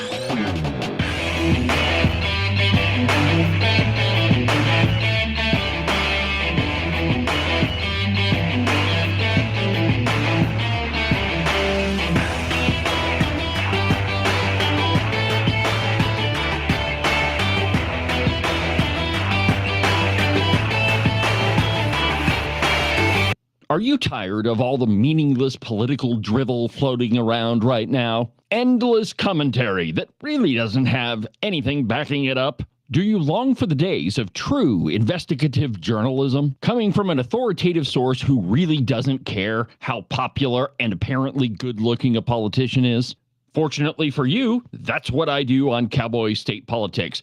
New episodes are published every Monday, Wednesday, and Saturday, and you can get them anywhere that you get your podcasts. iHeartRadio, iTunes, TuneIn, really any of them will work. But the easiest way is just to go to the website, cowboystatepolitics.com. There, you can find all of the shows, as well as any of the articles I might bring up during the course of the program. Cowboy State Politics Live, the program you're listening to right now, is broadcast every Tuesday through Friday, beginning at 8 a.m. Pay attention to all of that other block-headed nonsense if you want. Just make sure that you don't miss an episode of Cowboy State Politics. And now, back to our program.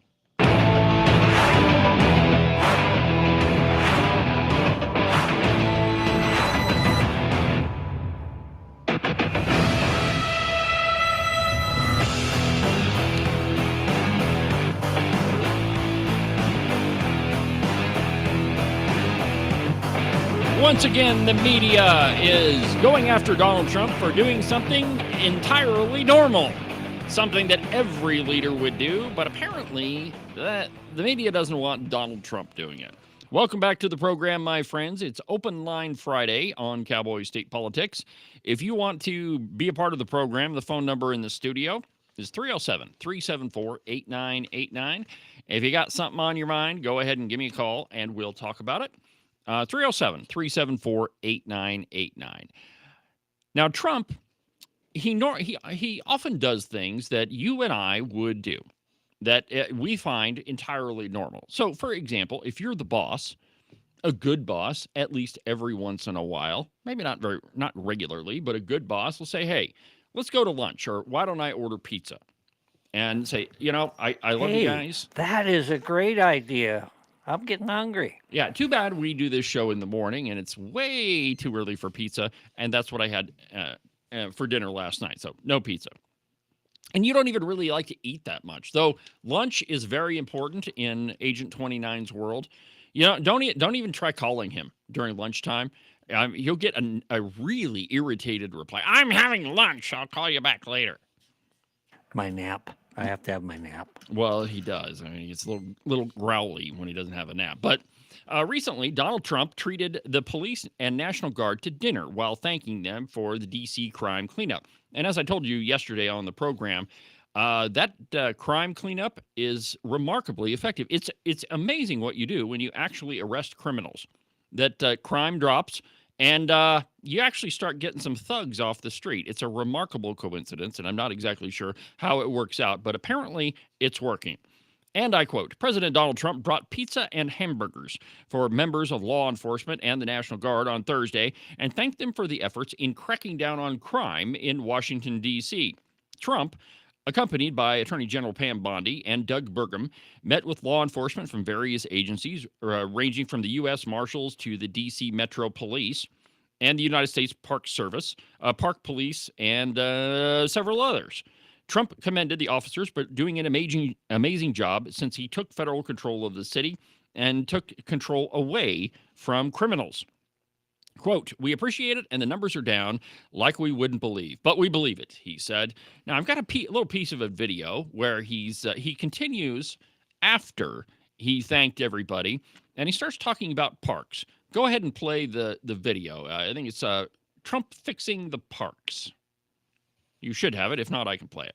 All I have is an audio. Oh, well, hold on here. Listen to this. Oh, that's right. It's only audio. We're going to be redoing is your parks. I'm very good at grass because I have a lot of golf courses all over the place. I know more about grass than any human being, I think, anywhere in the world. And we're going to be regrassing all of your parks, all brand new sprinkler systems, the best that you can buy, just like Augusta. It'll look like Augusta. It'll look like, more importantly, Trump National Golf Club. That's even better. But we're going to have all brand new, beautiful grass. Like everything else, grass has a life. Do you know that? Grass has a life. We have a life and grass has a life. And the grass here died about 40 years ago. So we're going to be rebuilding all of your parks, and it's going to happen fast. It's going to go up like a miracle. So you do the job on safety, and I'll get this place fixed up physically. And we're going to be so proud of it at the end of 6 months, but let's say at the end of a year, this place will be maxed out in terms of beauty. It'd be maxed out in terms of beauty. Sometimes people's life is centered on grass. Well, it is. That's very true. And when you own several golf courses, I think that most people have forgotten that Trump has forgotten more about grass than most people will ever know. And I mean, he's got golf courses all over the place, one in Scotland and, all over. So if you want to talk about, if you want somebody to beautify a city and parks and those sorts of things, definitely Donald Trump. That's what he does for a living. And, D.C. has been a hole for probably 40 years. So do we anticipate then when you walk into a privy in Washington, D.C., you're going to see a gold-plated throne. Probably not. Probably not. That's probably only on his airplane or in Trump Tower. But perhaps lit sidewalks on the way to the outhouse. Do they still call them outhouses, or is that pretty outdated? I don't know. I call them privy. Oh, fair enough. Fair enough. Well, in this segment, I guess I should have prefaced this because this segment is called Grass and Hippies. So we already talked about the grass part. From the New York Post, J.D. Vance and Stephen Miller mock old white protesters during a D.C. National Guard visit. So this was also during the same visit that Trump was talking about the grass.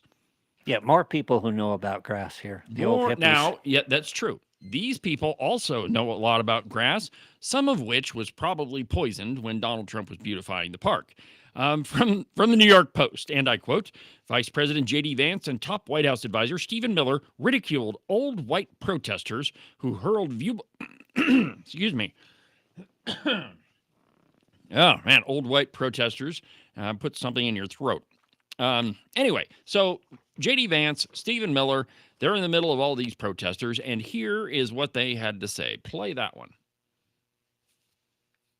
Old white. Because me, Pete, and the vice president are all going to leave here, and inspired by them, we're going to add thousands more resources to this city to get the criminals and the gang members out of here. We're going to dismantle those networks, and we're going to prove that a city can serve for the law-abiding citizens who live there. We are not going to let the communists destroy a great American city, let alone the nation's capital. And let's just also address one other thing. All these demonstrators that you've seen out here in recent days, all of these elderly white hippies, they're not part of the city and never have been. And by the way, most of the citizens who live in Washington, D.C. are black. This is not a city that has had any safety for its black citizens for generations. And President Trump is the one who is fixing that with the support of the Metropolitan Police Department, the support of the National Guard, and our federal law enforcement officers. So we're going to ignore these stupid white hippies that all need to go home and take a nap because they're all over 90 years old, and we're going to get back to the business of protecting the American people and the citizens of Washington, D.C. Stupid white hippies and a whole bunch of grass. I love it, my friends. Now, one of the reasons why the mainstream liberal press hates Stephen Miller is he takes it right to them. I mean, he's not one of these people in the administration that reacts to what happens in the media. It's usually Stephen Miller that goes right after them. And him and J.D. Vance both, but of course Vance didn't say anything there. But that's what the media hates, is when you take it right to them and expose how liberal they really are. And, you can find any number of things online about how terrible Stephen Miller is. Well, and the other reason why they can't stand him is he's remarkably effective. So, not only does he not give a crap what the media says, but he's pretty good at his job. And, it's, I love it, man. I was, the entire time Biden was president, I sat around and I was like, man, I just one Trump soundbite. Just one time, him saying the word China or calling out the fake news. That's all I needed to get me through. So now we are awash in Trumpism, and it's absolutely incredible. Now, I do have another video here while we're on this subject in the video archive. Here is the CEO of Camping World, and he's talking about his gigantic flag. Have you ever seen a Camping World? They've got a huge flag out in front of all of them. Play this one. The flag, it's never coming down. Over the last several years, I've had a number of run-ins with local city officials and governments over my raising of the flag. I have a 130-foot flagpole and a 3,200 square foot flag. But I've had city after city sue me for putting up a flagpole that's too big, and even crazier than that, a flag that's too big. Because I've been fined and taken to court, still the flag still flies, and I'll never take it down. And the reason for that is it's my love letter as an immigrant to this country, who quite frankly, was given a gift. I did it legally, I went through the process, I worked my ass off, trying to figure out how to make a living. That flag is my appreciation, my gratefulness to this country for allowing me to do that. A 3,200 square foot flag. Holy crap. So 3,200 square feet. That might be bigger than the Perkins flag. Yeah, every Perkins you've ever seen, they got that big giant flag out front. I think it's incredible. I mean, I love it. I've got one here in the studio, and one of these days we're going to have to do kind of a little tour Yeah, we around. do need to do that. While we were stationed in Desert Storm in Iraq, we had a garrison flag that flew over our area, and because I was the motor sergeant there, part of my responsibilities was to make sure that we had a detail every morning to run the flag up, every evening to bring it down. We had the trumpet fanfare and that Right. sort of thing. When it was all said and done, the colonel had they pulled the flag down. He had it folded and he brought it over and handed it to me. He says, "Thank you for a job well done." That's a big flag. It is a big flag. It's about, I think it's 9 by 6. Yeah, that's a pretty good size 9 flag. by 5, 5 by 9. And it's amazing the lengths that the left will go through to keep someone from flying an American flag. And there was a guy, man, when I was running for city council in Buffalo, I ran into a guy that he just had a little 3x5 flag out in front of his house, and he had the little solar lights that aimed up towards the flag. And just about every day, if you drove by there at the right time, he'd be out there with his coffee, and you could see him adjusting the lights on his flag to make sure that they were hitting exactly at the right spot. And one day I stopped and talked to him, and I said, "Well, how many flags do you go through in a given year?" And he says, "It's not like 12 or 13. Sometimes it's more depending on the weather." And I said, "You adjust your lights every day?" And he goes, "Absolutely. You can't have a flag out at night without the lights properly lighting it up." And I always just thought that was amazing. He's a Vietnam veteran, and every day I'd drive by, and he was very close to where I lived in Buffalo. But every day I'd drive by and just kind of marvel at his little flag, little 3x5 thing out in the middle of his trailer house. But this guy's got a 3,200 square foot flag in front of every one of his businesses. I love it. There's an apartment complex here in Sheridan that prohibits the flying of the flags. And even to the point where they haven't actually stopped somebody from doing it, but hanging a flag inside your window like a drape. Yeah. Their excuse was that they don't have a lot of room on the outside of the building to walk around. And Okay. that a flag could prohibit the free use of the sidewalk That's or whatever. Dumbest thing I've Yeah. ever heard. It is a privately owned place, and I guess you have a right to do what you want, but I'd sure as hell move out. Well, where we live, where the lovely Christine and I live in Sheridan, I guess technically there's a homeowners association there. And I've been told, though I have not tested this, that you can't have a flagpole. Well, I think that is a whole bunch of bull crap. And so I have actually been looking for, a flagpole that I could afford and put it right on the corner, because Christine and I have one of the bigger lots, and it's right on the corner. As you enter one area of the subdivision. So I've actually been looking for a flagpole, and I don't want a huge flag. I'm thinking, something like a 3x5, or, maybe a little bit bigger. But yeah, I mean, I think it's totally cool when people have their flags. The lovely Christine has one at her salon that's also got the automatic lights on it that light it up at night.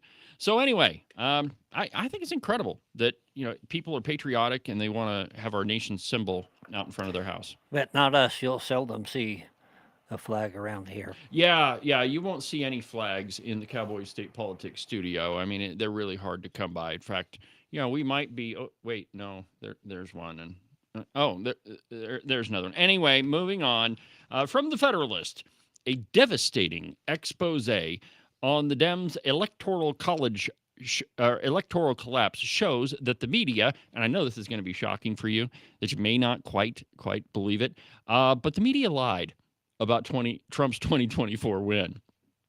And I quote, "For months, the propaganda press insisted that President Trump didn't win in a landslide." I'm sure you've heard that bald-faced lie. The goal was obvious: strip Trump and Republicans of any claim to a mandate and paint their popularity as inflated. But the narrative just crumbled with a new report showing how much ground the Democrats lost in 2024. And this is a lot. Listen to this.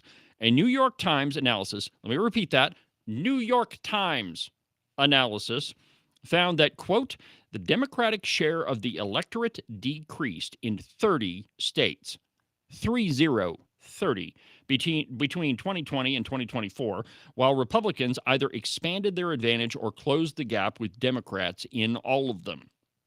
The 4-year swing, still quoting now, toward the Republicans adds up to 4.5 million voters, a deep political hole that could take years for Democrats to climb out of. I just was thinking about that in those numbers. And we know there are people in Wyoming who have done way more than a normal person could ever do to shake up the politics of the state. Yes, and they're sir. going to remain anonymous.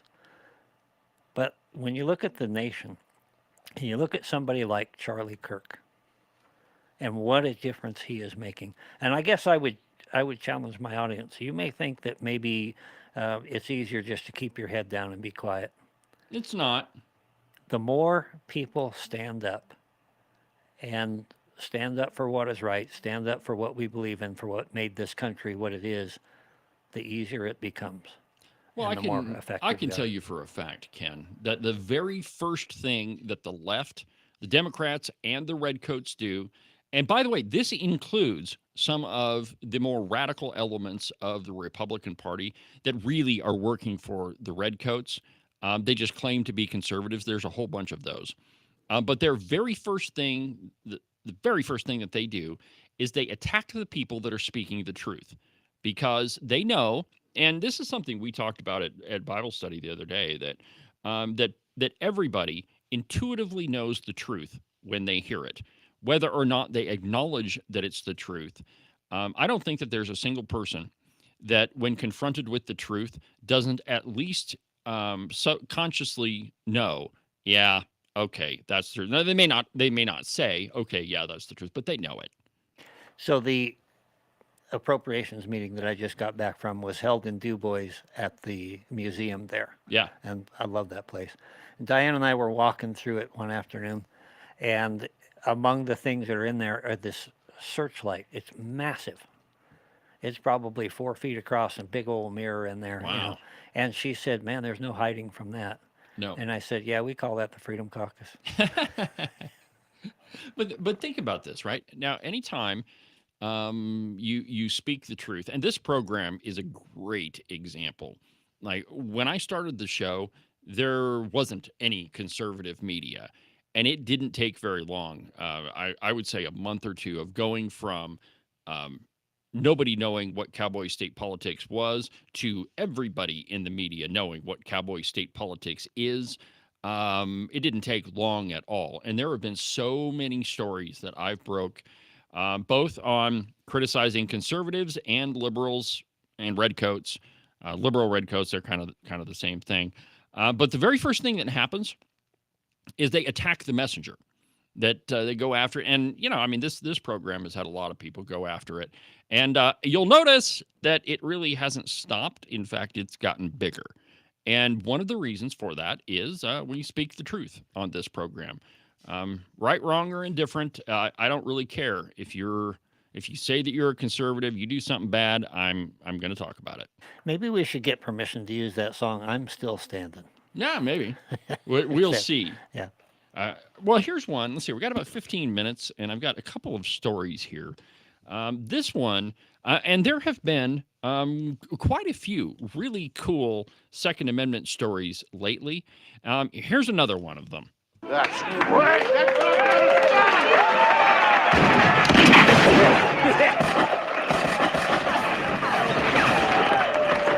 From the Blaze, the Trump administration making the Second Amendment great again in Washington, D.C.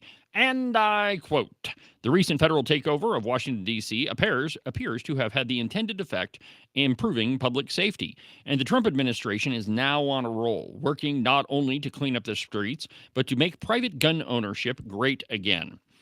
One major step the administration has taken is to make the process of applying for concealed carry permits easier.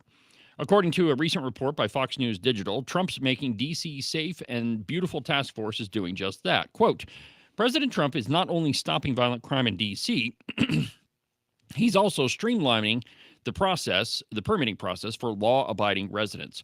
Trump established the task force comprised of members of the Department of Interior, Homeland Security, Transportation, the FBI, the ATF, and the area U.S. Attorney's Office and other entities in March through an executive order, directing it to, among other things, collaborate with, quote, appropriate local government entities to provide assistance to increase the speed and lower the cost of processing concealed carry license requests in the District of Columbia. Prior to Trump being in office and prior to this executive order, it took forever to get a concealed weapons permit if you ever got one. And there are several jurisdictions, cities, states across the country where it is near impossible to get a concealed weapons permit. I mean, I'm talking about like New York, California, Illinois is one of them. But yeah, it is possible, I suppose, to get a concealed weapons permit. But the process is so burdensome that most people don't go through it. You know, we're kind of blessed to live where we do, that it's, if you don't have a felony and you can legally own a firearm, it's kind of a formality here to get a concealed weapons permit. That's not true in other states. Quote, let's see here. The task force appears to have helped shorten the firearm registration process in the district as well, according to Fox News. By the way, firearm registration is completely unconstitutional, as is a waiting period. Oh, by the way, did you see where the 10th Circuit overturned or declared that waiting periods are unconstitutional? I'm telling you, my friends, we're getting Second Amendment wins all over the place. And it is absolutely, it's a no-brainer. It's like the conversation we almost always have, Ken, that it's stupid that you have to pass a law that says you have to follow the Constitution. But thank God we've got an administration that's actually, trying to follow the Constitution for once. So you got me to thinking, this sort of thing. Did it hurt? Yeah. Okay. Especially after the last few days. Fair enough. Trying to recover. Yeah. You just got me to thinking, we don't have that kind of problem in Wyoming. Oh, wait a minute. Nancy Case. Uh-oh. Let's see here. What do you got? Mr. Chairman, thank you. Yeah. I really want to nail down this open carry issue. And I don't want this to be about open carry at all under any circumstance. Let's not have that conversation if you don't mind. Oh. I'd like to get rid of and that's called constitutional carry. I'd like to get rid of constitutional carry. Wow. I had forgotten about that. You might as well just flush the Constitution. Well, why don't we do that? Well, now, it was Nancy Case who butchered a firearms bill, amended it to death, and in the end, they went ahead and passed the bill out of committee. It was the Senate Judiciary Committee. But what happened after they passed no, they didn't. They amended the crap out of it, and then the Senate Judiciary, they killed the Second Amendment bill. But what happened after they killed it was probably more shocking than their amendment process itself. Here is what happened afterwards. Now, this is the long version, so just take a listen. Senator Schuler? No. Chairman Linden? No. You made me do all that work. 3 noes, 2 ayes. They killed it. Now listen. Congratulating themselves with the evil laugh of killing a Second Amendment bill. But that's how these folks think, my friends. And if you have any illusions that just because we live in Wyoming that there aren't people that want to take your guns and prevent you from buying more and prevent you from carrying them, my friends, I'm telling you, there are gun-grabbing communists that they absolutely get elected in this state. Nancy Case is a perfect example of one of them. There's another one, and he's very sneaky because he tries to come off as conservative, and he happens to be running for governor. Oh, yeah. I was one of the few peoples that fought Barlow's little ploy to try to build it up so that the state could take your guns away, because they've never been able to before. Yeah, play cut number 1. This is Eric Barlow at his campaign. I'm a leader who's consistently stood on sound conservative principles, and I will fiercely defend your rights, including the Second Amendment and the sanctity of life. Oh, the sanctity of life, he says. I will protect your private property rights, safeguard our public lands, and keep Washington, D.C. out of Wyoming's business. Now, if you didn't know anything about him and you heard somebody say those words, you would kind of give him the benefit of the doubt. Yeah. Like, hey, that sounds good. Yes, you would. Trust me. Not that man. All right. So Eric Barlow is one of the few people who successfully wrote gun control into Wyoming law. Now, I mean, there are others that have passed all sorts of different regulations over the years, but recently the Wyoming legislature has been pretty careful about passing any sort of gun-related measure. Now, some of them we wish that they would have passed, but certainly there hasn't been that much gun control that's been passed. We've been pretty vigilant on that. However, Eric Barlow is one of the few that did that, and let me tell you how he did it. So his so-called Restoration of Rights bill. Prior to that, Wyoming didn't even have a felon in possession of a firearm statute. Anytime law enforcement would encounter a situation where a felon had a firearm, we would defer to the ATF because we just didn't have that statute. Similarly, there was nowhere in Wyoming statute where law enforcement or the courts or the government, could take your Second Amendment rights away. So the argument was, with this Restoration of Rights bill, that Wyoming couldn't restore something that Wyoming didn't take away, which it kind of makes sense when you hear it, but when you start thinking about it, it's like, whoa, wait a minute. We're writing gun control in there that the state can take your guns away. And that's what happened with that bill. So some people might be listening and think, maybe we should have had that in the statute somewhere where, if you're a felon, you can't have. Well, number one, it was already federally the law, so there was already a law there. Right. But number two, do you honestly believe that some letters on a page in a green book stuck on a shelf somewhere are going to make a difference to somebody bent on destruction? No. Do you think he possibly cares? Well, by definition, criminals don't follow the law. That's kind of what makes them criminals. So this Restoration of Rights bill, there's more to the story. So it claimed to restore the firearms rights of people who had served out their sentence. The only problem is this little word called preemption, that federal law preempts state law.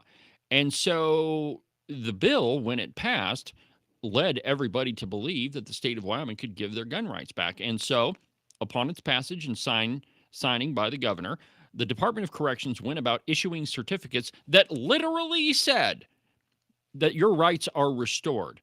And so, in at least one case that I know of, that former felon went about getting his guns back. Had a whole bunch of them in his house, and then magically, the ATF raided his house. I mean, they ransacked the place. I don't think that he or his girlfriend, who is not a felon, by the way, I don't think they still don't have their guns back. So, in an absolute farce, Eric Barlow passes this bill, and he only did it so that he could have some sort of Second Amendment credibility for an election. That's why he did it. But the truth of the matter is that it wrote gun control into Wyoming law, and it caused at least one family to have their home ransacked, their guns taken. And I mean, it is absolutely a farce. And, when you want to talk about Eric Barlow's record on pro-life issues, it's just as bad. Go back and listen to the podcast that I published on Wednesday. It is a deep dive into Eric Barlow's voting record. And there's one more that I don't think I mentioned in the podcast, but since we've got a few minutes, let me just talk about it real briefly. Eric Barlow says that he's going to keep the federal government out of Wyoming's business.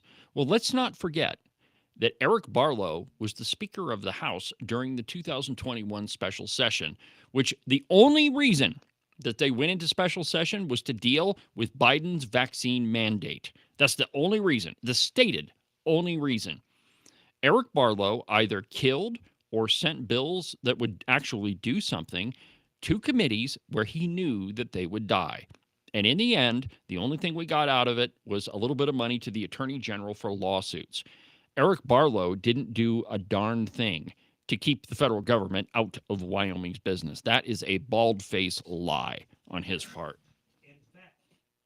In fact, I think if you go back and look at his records, you'll find numerous times where he voted in favor of allowing more federal funding for this, that, and the other thing. Absolutely, he did. The more that you take those federal dollars, the more strings they have and the more problems you have. You're not helping Wyoming. Well, with the shekels come the shackles, Ken.